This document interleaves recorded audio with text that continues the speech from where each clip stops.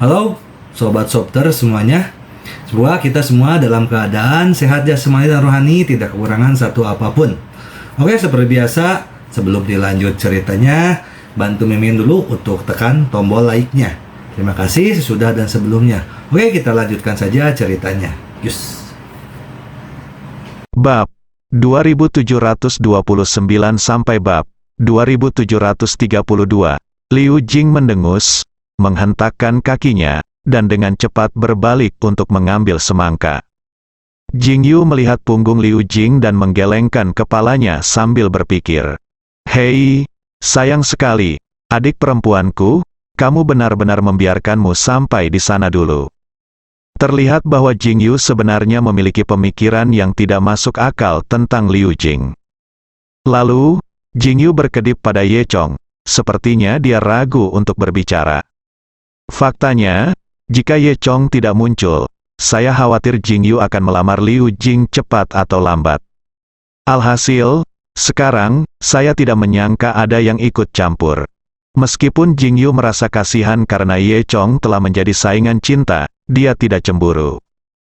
Karena Jing Yu masih berharap Liu Jing hidup bahagia, ini yang terpenting. Dia memandang Ye Chong dari atas ke bawah, bertanya-tanya apakah Ye Chong bisa membawa kebahagiaan bagi Liu Jing. Ye Chong tiba-tiba menemukan bahwa Jing Yu sedang menatapnya dari atas ke bawah, tampak jahat.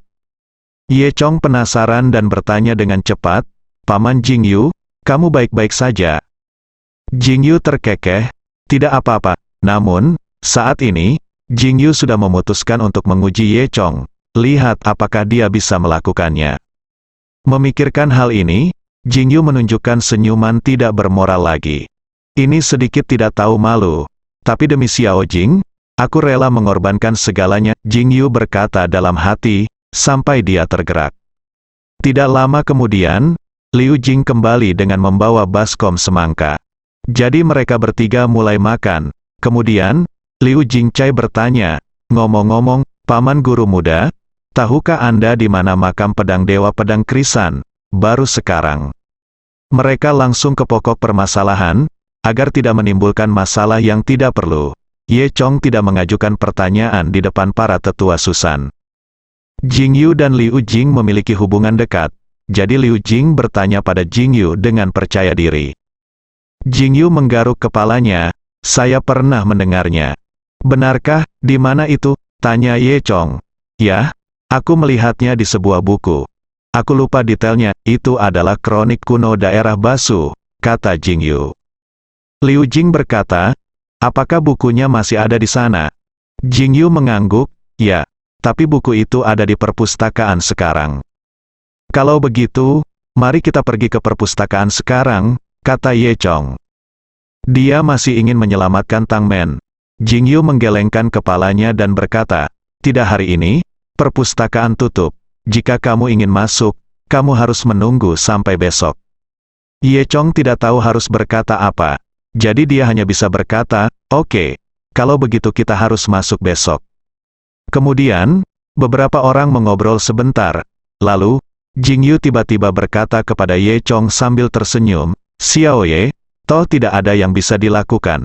Aku akan segera membawamu turun gunung untuk bermain." Ye Chong hanya bisa menunggu sekarang. Dia tidak punya pekerjaan lain, jadi dia cukup pergi untuk menikmati pemandangan Susan di sekitarnya. Jadi dia langsung setuju. Ketika dia mendengar bahwa dia akan turun gunung untuk bermain. Liu Jing juga berkata, "Aku akan pergi juga." Jing Yu berkata, "Jika kamu tidak bisa, hanya kami anak laki-laki yang bisa pergi." "Mengapa?" Liu Jing bertanya dengan rasa ingin tahu. Jing Yu terkekeh, "Karena kita akan memainkan permainan anak laki-laki." Jing Yu mengatakan ini, dan Ye Chong dan Liu Jing memandangnya dengan curiga. "Permainan anak laki-laki macam apa?" Liu Jing mengerutkan kening dan bertanya dengan bingung. Ye Chong melihat penampilan Jing Yue dan bertanya-tanya, "Apakah tuan muda ini ingin membimbingku melakukan hal semacam itu?" "Tidak mungkin. Bukankah dia murid Susan? Apakah dia juga akan melakukan hal seperti itu?" Ye Chong tidak memahaminya dalam hatiku. Jing Yu berkata sambil tersenyum, "Jangan khawatir. Ngomong-ngomong, aku harus keluar dulu. Aku akan kembali padamu sebentar lagi. Dengan itu, Jingyu buru-buru berlari. Keluar, Ye Chong dan Liu Jing saling memandang dan memandang satu sama lain. Ye Chong bertanya dengan rasa ingin tahu, "Paman juniormu, apakah dia selalu seperti ini?"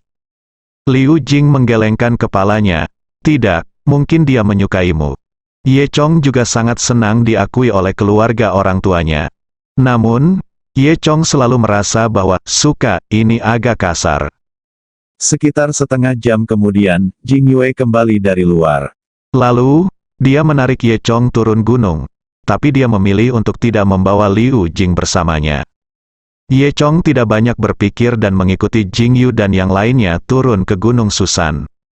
Meski Gunung Susan tinggi, tidak sulit bagi mereka berdua. Jing Yu juga secara khusus menunjukkan kepada Ye Chong keahlian unik mereka di Susan, seni terbang dengan pedang. Mereka berdua hanya butuh 10 menit untuk sampai di kaki Gunung Su. Di kaki Gunung Susan, terdapat banyak kabupaten kecil. Orang-orang ini menganggap murid-murid di Gunung Su sebagai dewa, jadi untuk menimbulkan masalah yang tidak perlu, Jing Yu sengaja berganti pakaian biasa agar tidak dikenali sebagai murid Susan. Setelah kedua orang itu turun gunung, hari sudah malam. Ye Chong awalnya mengira Jing Yu akan mengajaknya makan malam. Tanpa diduga, Jing Yu membawa Ye Chong ke tempat yang tidak terduga, pusat pemandian. Ye Chong terdiam, dia tidak menyangka Jing Yu menyukai tempat seperti ini. Kota kecil di kaki Gunung Susan sangat makmur dan hidup, lebih makmur dari kota-kota biasa. Ada banyak orang luar biasa di sini. Di dalam kota kabupaten, terdapat jalan komersial, restoran, fasilitas hiburan, bioskop, dan KTV. Sama sekali tidak terlihat bahwa ini adalah tempat tinggal di kaki gunung spiritual. Penduduk di sini nampaknya lebih sehat dibandingkan penduduk di tempat lain, karena mereka dipelihara oleh energi spiritual Gunung Su sepanjang tahun. Ye Chong tidak terlalu tertarik pada awalnya, tapi dia dipaksa masuk ke pusat pemandian oleh Jing Yu. Pusat pemandian ini sangat terkenal, aulanya terang benderang, dan semuanya gemerlap dengan cahaya yang menyilaukan. Di samping jendela setinggi langit-langit terdapat beberapa sofa untuk tempat istirahat. Di seberang pintu ada meja depan. Meja depan terbuat dari marmer dan sangat mewah. Terdapat jam dengan beberapa zona waktu yang tergantung di dinding. Di belakang meja depan terdapat 4 orang wanita berseragam pendek berdiri, semuanya berkulit putih dan sangat cantik. Melihat para tamu berdatangan, orang yang bertanggung jawab membuka pintu berkata, "Selamat datang, tuan-tuan." Kemudian, semua orang di aula juga berkata, "Selamat datang." Tampaknya sangat meriah, Jing Yu tersenyum dan kemudian membawa Ye Chong ke meja depan. Di belakang meja depan, pelayan cantik itu tersenyum pada 2 orang itu, "Tuan-tuan, apakah Anda mau mandi?" Jing Yu mengangguk, lalu mengeluarkan kartu VIP. Saat Ye Chong melihat kartu VIP ini, ia merasa lucu. Ternyata Jing Yu masih menjadi anggota lama. Setelah menyelesaikan formalitas, Jing Yu menarik Ye Chong dan berjalan ke ruang ganti anak laki-laki melalui pintu di sebelah kiri. Ruang ganti tampak sangat sepi, ada 7 atau 8 orang di dalam lemari. Saat dia melihat orang-orang ini, Ye Chong mengerutkan kening. Karena dia menemukan bahwa orang-orang ini bukanlah manusia, mereka semua adalah kultivator. Ye Chong menoleh dan menemukan bahwa 7 atau 8 orang ini sepertinya melepas pakaian mereka dengan santai di depan lemari dan kemudian memasukkan pakaian mereka ke dalam lemari. Namun, mereka semua sepertinya menatap Ye Chong secara sengaja atau tidak sengaja. Ketika Ye Chong bingung, Jing Yu menyapa yang lain terlebih dahulu. "Jadi kalian yang ada di sini untuk mandi juga?" Ketika beberapa orang melihat Jing Yu, mereka semua menyapa, "Paman Junior, apakah kamu di sini untuk mandi lagi?" "Paman, kebetulan sekali. Ternyata orang-orang ini semua adalah murid Susan. Tapi ini masuk akal. Lagi pula, Susan berada tepat di atasnya. Jadi wajar jika mereka datang ke sini untuk mandi." Ini juga menjelaskan alasannya. Mereka semua dia adalah seorang praktisi.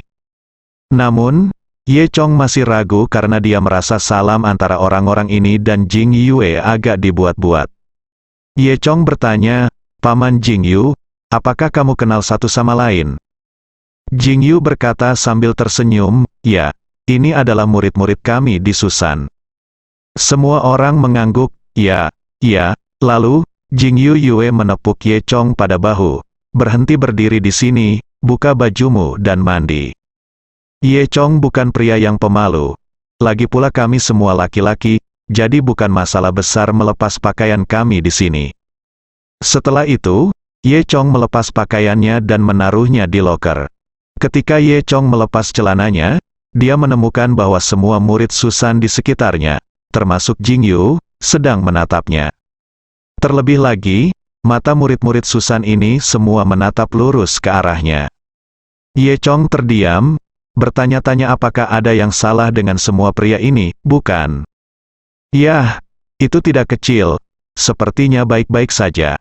Semua orang berkata satu demi satu, mengomentari Ye Chong. Ye Chong juga terdiam, berpikir pada dirinya sendiri, apa yang akan dilakukan orang-orang ini. Jing Yu juga menontonnya sebentar, lalu berkata, Oke, semuanya, tolong berhenti menatap." Kemudian, Jing Yu membawa Ye Chong dan masuk ke dalam untuk mandi. Setelah masuk pemandian, area pertama adalah area shower. Setelah membilas badan dilanjutkan ke area selanjutnya yaitu area pemandian air panas. Ada lebih dari selusin kolam di sini, masing-masing dengan tambahan bahan berbeda, dan saat ini ada beberapa orang yang berendam di setiap kolam. Ye Chong tidak tertarik dengan hal-hal ini, Jing Yu, sebaliknya, menariknya ke kolam sup melingkar tanpa ada orang di sekitarnya. Kedua orang itu duduk dan mulai mengobrol. Setelah berendam sebentar, Jing Yu tiba-tiba mendekati Ye Chong dengan senyum jahat. "Hei, Xiao Ye, sebenarnya ada layanan yang sangat bagus di sini, jenis yang istimewa. Bagaimana kalau, apakah kamu mau?" Ye Chong terdiam. "Lakukan orang-orang di Susan juga membutuhkan ini. Bagaimana kalau aku memanggilmu satu?" Jing Yu terus merayu Ye Chong. Ye Chong melambaikan tangannya dengan cepat. Tidak perlu. Biarkan aku memberitahumu. Jika kamu menikahi Liu Jing di masa depan, kamu tidak dapat melakukan kesalahan apapun. Mengapa kamu tidak menikmatinya saat kamu masih lajang? Jing Yu melanjutkan. Ye Chong menggelengkan kepalanya dengan bingung. "Oke, aku akan menikmatinya sendiri. Kamu bisa berendam di sini dulu," kata Jing Yu. Setelah Jing Yu selesai berbicara, dia pergi sendirian. Dan Jing Yu berjalan keluar dari aula, berbelok di sudut, dan menemukan beberapa murid lainnya menunggunya di sini. "Bagaimana kabarmu, paman kecil? Anak ini sepertinya belum tertipu. Aku tidak tahu apakah dia hanya berpura-pura," kata Jing Yu. "Yi Kuyu, namun pria ini cukup tampan. Yah, ini sudah lulus ujian. Setidaknya kita bisa bahagia dengan tenang," kata Jing Yu serius. Ternyata semua ini diatur oleh Jing Yu, yang datang untuk menguji Ye Chong untuk Liu Jing. Dan murid-murid Susan ini adalah teman dan teman Jing Yu, dan mereka semua berkumpul untuk mengevaluasi Ye Chong. "Mari kita lanjutkan serangan kecantikan kita," kata Jing Yu. Seorang murid di belakangnya mengangguk dan kemudian menjentikkan jarinya. Saat ini, seorang wanita berpakaian minim berjalan dari belakang. "Misimu adalah menangkap anak itu?" Murid itu menunjuk ke arah Ye Chong dan berkata. Si cantik mengibaskan rambutnya dan berkata sambil tersenyum, "Jangan khawatir, tidak ada yang bisa lepas dari genggamanku. Aku tidak percaya dia orang suci." Di sisi lain, aku melihat Ye Chong sedang menyeduh sebentar. Merasa itu tidak menarik, jadi dia meninggalkan kolam sup. Setelah keluar dari kamar mandi, mengeringkan tubuhku, aku mengenakan jubah mandi dan pergi ke ruang rekreasi di pusat pemandian. Seluruh lantai 2 merupakan ruang rekreasi, dengan deretan sofa. Di depan sofa terdapat TV kecil, tempat Anda bisa menonton TV, makan, dan bersenang-senang.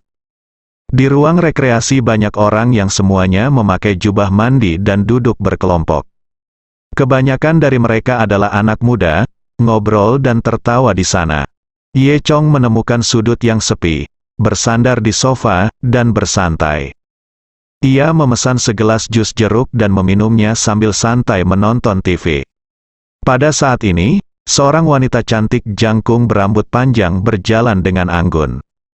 Lalu, wanita cantik itu duduk di sebelah Ye Chong. "Saudaraku, apakah kamu belajar bahasa asing?" kata si cantik berambut panjang. Ye Chong merasa sedikit aneh, karena Ye Chong jarang menonton serial TV. Dia kurang memahami beberapa kata-kata panas di internet. Ia juga mengira kecantikan berambut gondrong ini adalah pekerjaan paruh waktu, pekerja belajar yang ingin mencari uang dengan mengajar kursus bahasa asing. Saya tidak menyangka program kerja belajar akan mengarah ke tempat seperti ini yang cukup kreatif. Ye Chong berpikir dalam hati bahwa wanita ini patut dipuji karena kemampuannya bekerja dan belajar dengan giat meskipun usianya masih muda. Ye Chong berpikir dalam hati bahwa dia bosan, jadi sebaiknya dia belajar beberapa kata dari orang lain, yang akan dianggap mendukung program kerja belajar orang lain. Ye Chong tidak tahu bahwa saat ini, di sudut ruang rekreasi, Jing Yu dan beberapa temannya diam-diam mengamati Ye Chong. Dan wanita inilah yang baru saja diutus oleh Jing Yu dan yang lainnya untuk merayu Ye Chong. Ketika wanita cantik berambut panjang mendengar ini, dia pikir Ye Chong mengerti apa yang dia maksud. Dia berkata dengan bangga, "Apakah ada pria yang tidak bisa saya tangani?" Lalu, si cantik berambut panjang tersenyum menawan. "Oke, ayo cari tempat yang tenang." Ye Chong penasaran, "Belajar saja bahasa asing, di mana kamu tidak bisa belajar? Apakah kamu perlu mencari tempat yang tenang?" Namun setelah dipikir-pikir, mungkin wanita ini memiliki persyaratan yang lebih tinggi untuk lingkungan pengajaran. Dalam hal ini, Ye Chong tidak banyak berpikir dan mengikuti pihak lain ke kamar pribadi di sebelahnya. Di sekitar ruang hiburan terdapat beberapa kamar pribadi, yang memberikan privasi yang baik. Begitu mereka memasuki kamar pribadi, wanita itu setengah mendorong dan setengah membiarkan Ye Chong duduk di tempat tidur. Setelah Ye Chong duduk, kecantikan berambut panjang itu berpose, mengedipkan mata dan tersenyum pada Ye Chong. "Pria tampan, apa pendapatmu tentang aku?" Ye Chong sedikit tidak sabar. Dia tidak menyangka ada begitu banyak langkah dalam belajar bahasa asing. Seandainya dia mengenalnya, berhentilah belajar. Jadi, Ye Chong berkata dengan tidak sabar, "Keluarkan." Faktanya, apa yang awalnya ingin dikatakan Ye Chong adalah membiarkan kecantikan berambut panjang mengeluarkan bahan ajar, mempelajari beberapa kalimat simbolis sendiri, dan kemudian memberikan sejumlah uang kepada pihak lain, dan itu saja. Tanpa diduga, si cantik berambut panjang mengira Ye Chong Hu sedang terburu-buru dan ingin dia segera mengeluarkan tubuhnya. Wanita berambut panjang itu tersenyum kecil. Sebelumnya, Jing Yu telah membuat perjanjian dengannya bahwa selama dia melayani Ye Chong dengan baik, mereka akan memberinya uang 3 kali lipat.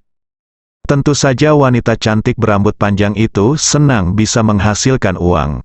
Segera setelah itu, si cantik berambut panjang berkata, "Oke, mari kita mulai." Saat dia mengatakan itu, dia jatuh dan menuju ke lengan Ye Chong, mencoba menjatuhkan Ye Chong. Ye Chong dengan cepat berdiri dari tempat tidur dengan mata yang cepat dan tangan yang cepat. Si cantik berambut panjang melompat keluar dari udara dan jatuh ke tempat tidur dengan bunyi celepuk. Dia memandang Ye Chong dengan rasa ingin tahu. Ye Chong juga memandangi kecantikan berambut panjang dengan rasa ingin tahu. "Apa yang sedang kamu lakukan?" Ye Chong menggaruk kepalanya dan berkata, "Apakah kamu tidak belajar bahasa asing? Kenapa kamu masih bermain gulat sumo?" Si cantik berambut panjang mendengus, "Berhentilah berpura-pura tidak bersalah. Kenapa kamu berpura-pura tidak bersalah? Cepatlah, aku sangat cemas." Si cantik berambut panjang mengutak-atik rambutnya lagi, menunjukkan tampilan yang sangat menawan. Kemudian, dia melepas kemeja pendek di bagian atas tubuhnya, memperlihatkan rambut hitamnya. Kulit putihnya terlihat sangat menarik di bawah cahaya redup. Jika itu adalah manusia biasa, saya khawatir dia tidak akan mampu menanggungnya sejak lama.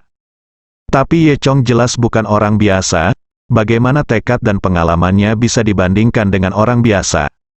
Oleh karena itu, Ye Chong bahkan tidak memperhatikan kecantikan berambut panjang. Wanita berambut panjang berkata, "Ayo, cepat belajar bahasa asing, jangan buang waktu." Ye Chong tidak bisa tertawa atau menangis di dalam hatinya. Dia akhirnya tahu apa arti belajar bahasa asing. Ye Chong menggelengkan kepalanya dan hendak membuka pintu dan pergi. Tiba-tiba terdengar suara ledakan dan pintu didobrak hingga terbuka. Kemudian, 3 orang kuat keluar dari luar.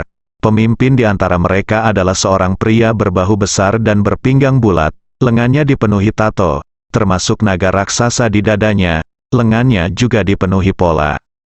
Sekilas, pria gendut itu tampak memiliki berat lebih dari 300 kg, dan lemak besar itu jatuh, seolah-olah sedang membawa 2 kantong air. Wajah pria gendut itu penuh dengan daging, dan dia terlihat sangat kejam. Orang biasa mungkin akan ketakutan setengah mati jika melihat tampilan ini. Ye Chong berdiri di sana, begitu pria gendut itu masuk. Dia melihat sekeliling dan melihat situasi di dalam ruangan. Dia mengutuk si cantik berambut panjang. "Kamu sepupu bau?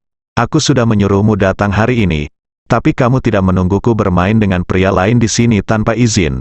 Apakah kamu meremehkanku?" Ternyata pria gendut ini juga merupakan pelanggan tetap di sini, dan meskipun si cantik berambut panjang juga takut pada pria gendut, Jing Yu dan yang lainnya memberinya banyak uang, jadi wanita itu datang untuk menyambut Ye Chong. Dia berpikir, jaga Ye Chong sesegera mungkin, dan kemudian kembali merawat Fatih setelah itu. Tapi yang tidak dia duga adalah Ye Chong tidak bisa mengatasinya sama sekali, dan malah menundanya beberapa saat. Saat ini, pria gendut itu benar-benar datang ke pintu. Si cantik berambut panjang juga ketakutan. Dia dengan cepat menunjuk ke arah Ye Chong dan berkata, "Itu dia memaksaku ke sini. Aku bilang jika aku melayanimu, Kakak Long." Dia tidak peduli sama sekali. Dia juga berkata, "Kakak Long, siapa kamu? Kamu pikir kamu ini apa?" Mendengar ini, pria gendut itu mengerutkan kening, dan kemudian menatap Ye Chong dengan marah, "Kamu bocah, kamu berani mencuri seorang wanita dariku. Naga gemuk, saya pikir kamu lebih gemuk dariku." Ye Chong tidak bisa menahan senyum pahit, berpikir bahwa wanita ini terlalu mampu berbicara omong kosong. Namun, Ye Chong menolaknya dan berkata, "Saya tidak tertarik. Jika Anda ingin tinggal di sini, Anda bisa tinggal di sini." Dengan itu, Ye Chong berbalik dan ingin pergi. Namun, Fei Long mengira Ye Chong takut dan ingin melarikan diri. Fei Long mencibir, "Apa-apaan ini? Kamu ingin melarikan diri sekarang? Sudah terlambat, sudah kubilang. Kamu mati hari ini, lihat bagaimana aku akan menghancurkanmu." Ye Chong berkata sambil tersenyum, Apakah kamu punya melakukannya?" Fei Long mencibir, "Tentu saja. Bisakah kamu menunjukkan belas kasihan?" Ye Chong bertanya. Fei Long terus mengejek, "Takut? Haha, izinkan saya memberitahu Anda, saya, Fei Long, tidak pernah tahu apa arti belas kasihan." Ye Chong mengangkat bahu, mengatakan bahwa dalam hal ini, tidak masalah.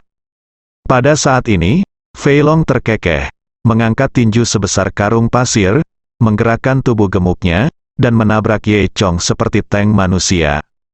Detik berikutnya, hanya terdengar ledakan keras. Naga gemuk itu diusir keluar ruangan oleh Ye Chong seperti bola meriam. Boom, sebuah suara menghantam dinding di belakang aula. Tubuh besar naga gemuk itu seperti bola elastis, membentur dinding dan memantul kembali 5 meter sebelum jatuh dengan keras ke tanah. Ketika dia melihat lagi, mulut Fei Long berbusa dan tergeletak di tanah sambil berteriak. Harus dikatakan bahwa tubuh anak panah gemuk Fei Long masih berguna. Tendangan Ye Chong tidak menjatuhkannya. Tentu saja, Ye Chong juga menarik 99% kekuatannya. Jika tidak, tubuh gemuk Fei Long pasti sudah lama berubah menjadi genangan lumpur. Melihat ini, kedua pria itu menyadari bahwa belas kasihan yang Ye Chong katakan sebenarnya karena peluang Fei Long. Mereka semua tinggal di kaki Gunung Susan, jadi mereka secara alami tahu bahwa Ye Chong sangat kuat dan seorang pejuang. Memikirkan hal ini, keduanya ketakutan dan lari dengan cepat. Tapi Ye Chong tidak mempedulikan mereka dan berjalan keluar dengan santai. Saat ini, Jing Yu dan yang lainnya, yang masih mengamati dari kejauhan, memasang ekspresi kosong di wajah mereka. Apa yang terjadi? Dari mana pria gendut ini berasal? Tanya Jing Yu. Beberapa orang lainnya juga tidak mengetahuinya. Ye Chong sudah keluar. Bukankah ini akan berakhir secepat ini? Seorang murid bertanya. Murid lain berkata, apa, begitu cepat, itu benar-benar ujung pistol timah perak. Setelah mengatakan itu, beberapa orang tertawa. Kemudian, Jing Yu terlihat berjalan mendekat. Dia datang ke sisi Ye Chong, lalu berpura-pura tidak tahu apa-apa, dan bertanya dengan hampa, apa yang terjadi. Kemudian, Ye Chong menceritakan kisahnya. Orang itu bersikeras agar aku belajar bahasa asing darinya.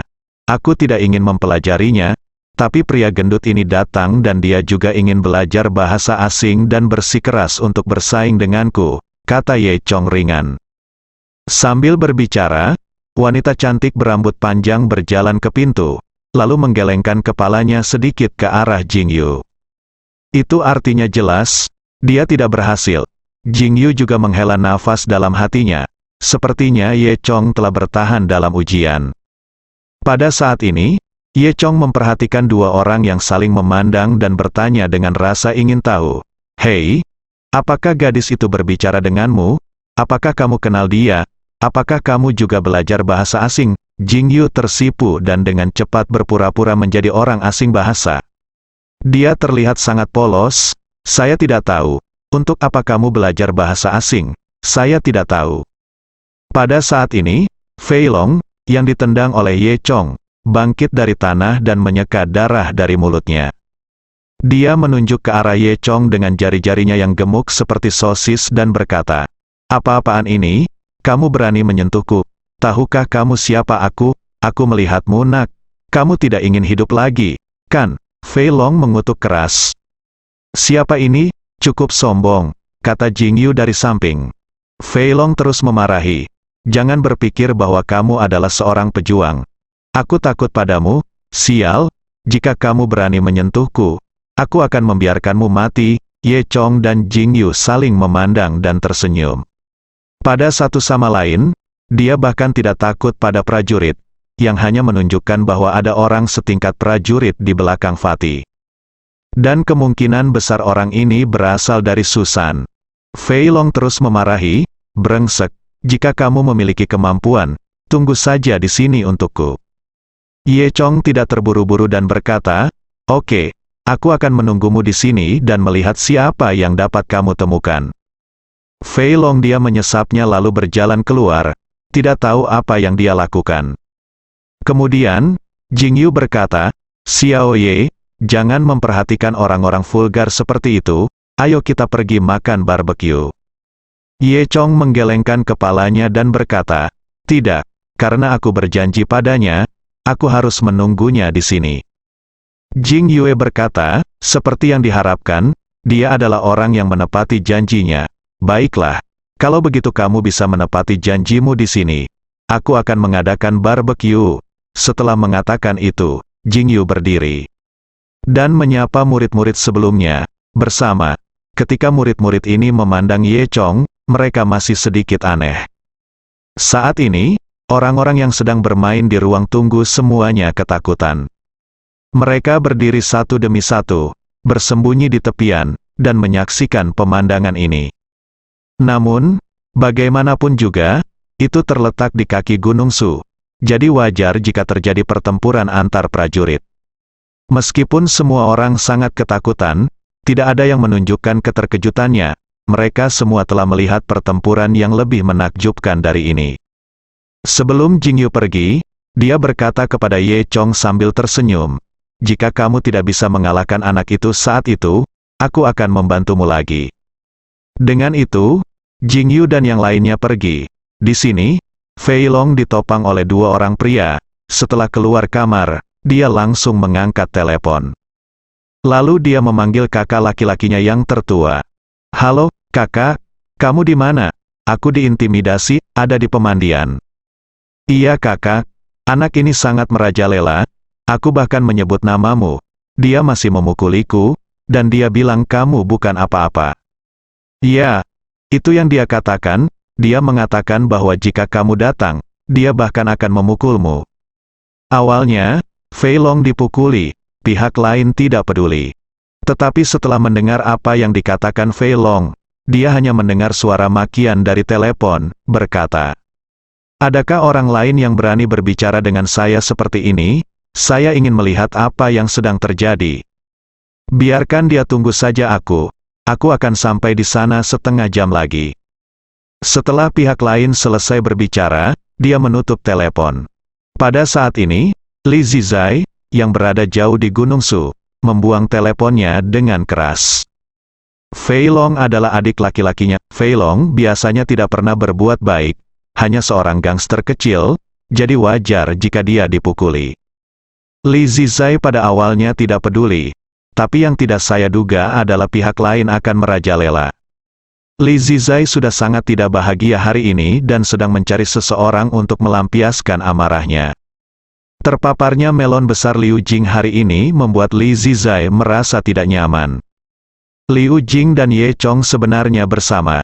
Li Zizai sudah lama mendambakan kecantikan Liu Jing, namun ia tidak menyangka pada akhirnya Liu Jing akan direnggut oleh Ye Chong, seorang bajingan. Li Zizai dan Jing Yu berbeda. Jing Yu hanya ingin Liu Jing bahagia, sedangkan Li Zizai hanya menginginkan Liu Jing. Oleh karena itu, dia diliputi rasa cemburu. Namun, karena kebaikan banyak tetua, Li Zizai tidak mampu menghadapi Ye Chong sama sekali.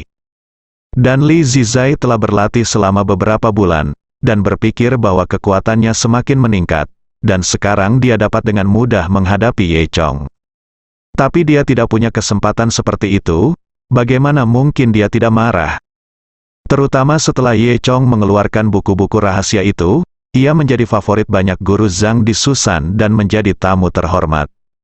Beberapa tetua Susan ingin menjilat Ye Chong, yang membuat Li Zizai semakin marah.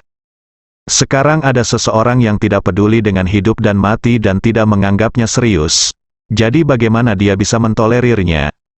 Setelah menutup telepon, Li Zizai menghunus pedang besarnya dan mengayunkannya ke langit. Pedang itu dikelilingi oleh semburan energi sejati dan segera melayang di udara. Kemudian, Li Zizai melompat ke atas pedang dan terbang dengan suara mendesing. Ini adalah teknik pengendalian pedang Susan, dan Li Zizai sangat familiar dengannya. Dari puncak Gunung Susan, tidak butuh waktu lama untuk mencapai kaki Gunung Susan melalui seni pengendalian pedang. Saat ini, jika ada yang melihat ke langit, mereka dapat melihat Li Zizai bergerak sangat cepat, seperti bintang jatuh. Butuh waktu kurang dari 20 menit untuk mencapai kaki gunung. Segera, Li Zizai tiba di pemandian ini. Fei Long didukung oleh dua pria, mendesak ke pintu, memegangi dadanya dengan ekspresi menyakitkan. Meskipun tendangan Ye Chong tidak berakibat fatal, namun hal itu menyebabkan dia mengalami luka dalam. Ketika Fei Long melihat Li Zizai muncul, dia mengabaikan rasa sakitnya dan segera pergi menyambutnya. "Saudaraku, kamu di sini." Prajurit itu sangat lancang. "Dia memukuliku seperti ini dan aku masih tidak menganggapmu serius. Saudara, kamu harus mengambil keputusan untukku." "Ya, anak laki-laki itu belum menganggapmu serius. Dia hanya sombong, kamu harus menghadapinya," kata adik laki-laki Fei Long. Li Zizai memandang Fei Long dengan dingin, seolah-olah dia sedang melihat seekor katak, dan berkata dengan dingin, "Orang tidak berguna." Dengan itu, Li Zizai berjalan langsung ke dalam.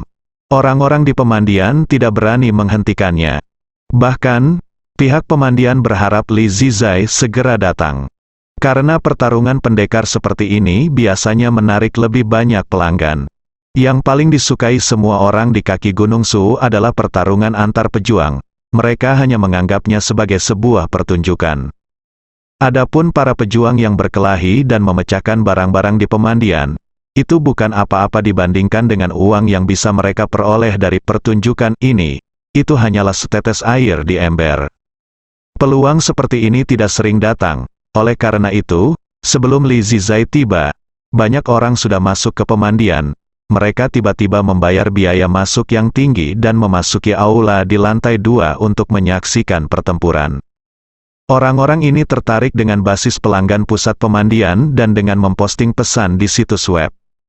Saya mendengar bahwa akan ada pertempuran prajurit di sini segera, dan banyak orang segera datang. Sekarang, seluruh kota mengetahui bahwa ada pejuang yang bertempur di sana. Saat ini, ruang istirahat di lantai 2 sudah penuh sesak dengan orang. Ye Chong tidak tahu kapan tiba-tiba ada begitu banyak orang. Tapi Li Zizai tidak mengganti pakaiannya dan naik ke atas melalui lorong kamar mandi pria. Fei Long dan adik laki-lakinya mengikuti dari belakang. Dia berbisik, bajingan ini masih menginginkannya. Saat Li Zizai berjalan, orang pertama yang dilihatnya adalah wanita cantik berambut panjang. Ketika si cantik berambut panjang melihat Li Zizai datang, dia langsung memberinya tatapan genit. Terlihat jelas bahwa keduanya saling mengenal. Li Zizai juga mengedipkan mata pada kecantikan berambut panjang itu, lalu berjalan langsung ke ruang tamu. Fei Long mengikutinya, terengah-engah, lalu menunjuk ke arah Ye Chong dengan jari-jarinya yang gemuk seperti sosis dan berkata, "Bos, ini bajingan ini." Ketika Li Zi melihatnya, dia menyadari bahwa itu adalah Ye Chong. Tidak bisa membantu tapi tercengang. Dia juga tidak menyangka orang ini ternyata adalah Ye Chong. Bersambung.